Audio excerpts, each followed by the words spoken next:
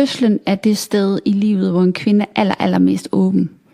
Hun åbner ligesom opad til i de øverste energicentre og nedad til, og bliver meget lille i sit selv i solar plexus, for ligesom at kunne give liv til det her barn.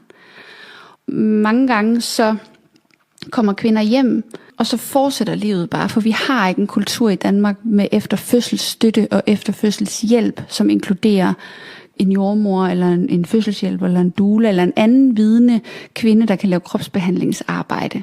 Sådan så, at den store oplevelse får en plads i kroppen.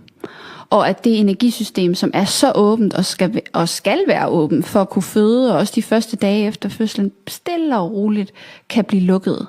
Sådan så, at man er lukket i sin krone og lukket i sin rod. Altså man har rødder opad til og nedad til, og man kan begynde at folde sig selv ud igen. Og ligesom få en plads, at man ikke kun er mor, men man har også et selv.